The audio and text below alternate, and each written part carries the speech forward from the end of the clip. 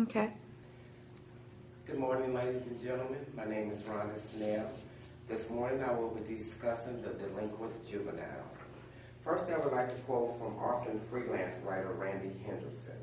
No single factor has been designated as being the main cause of youth violence.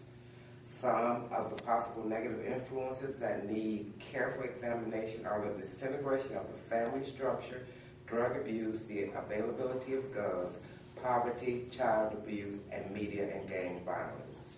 Many of us read our daily newspapers and are shocked by the hostile and violent crimes being committed by our youth. Rape, robbery, murder, drugs, gang violence, and carjacking flood our airwaves and are plastered on the front pages of our newspapers. We listen intensely or read carefully to see if we know the madman who just committed such a heinous crime, only to find out the vicious offender is a 13-year-old child. Shocked, we utter one of two responses. I never imagined that child doing such a thing, or I knew that child would end up in jail. That child and many children not much older are committing violent acts to gang members. Some naive citizens think the problem can be solved by a weak punishment or explaining the situation away by saying it's just a phase and it will pass.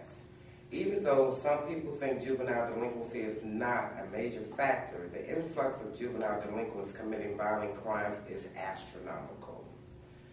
Today, I will inform you about the influx of violent crimes committed by and against juveniles. In western Pennsylvania, an 11-year-old boy shot and killed his father's 8.5-month pregnant fiancée. Within 24 hours, the 5th grader was arrested for murder. In St. Martin's, Missouri, a 15-year-old girl was tried as an adult for allegedly strangling, stabbing, and cutting the throat of her 9-year-old neighbor a week after digging a grave for the girl. The suspect simply stated her reasons for killing was, I just wanted to know what it felt like. The incidents I have just described to you are in no way phases of normal juvenile development. These antisocial behaviors, including acts of violence committed by and against juveniles, are punishable by law in the adult court system. Next, we will focus on 3 of the major factors contributing to the delinquency of a juvenile: dysfunctional families, gang recruitments, and behavior disorders. In some dysfunctional families, mental illnesses, drug, and alcohol renders the parent useless. The drug dealers, gang members, and unsavory characters embrace these innocent juveniles with a false sense of love and security. Simple sentences like, if you need anything, come see me. Or, now that you're a member of this gang, you'll always have a family. These children are the ones most likely to be raising themselves, fending for themselves, feeding themselves at an early age. These are the words these children yearn to hear their parents. These are the words these children learn to hear from their parents but never do. So they embrace these words from strangers and latch on to them for dear life because for once in their lives, they finally feel loved. These are not isolated incidents. It happens in the smallest towns and the largest cities. In conclusion, today I have told you about the influx of violent crimes committed by and against juveniles.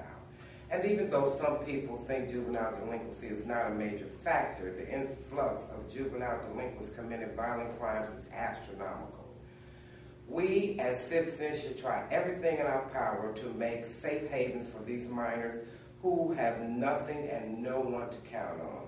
By lobbying our legislative bodies for more funding to build more girls and boys clubs, after-school mentoring programs, and after-school tutoring programs, or just a safe hangout where children can be children in a safe and controlled environment.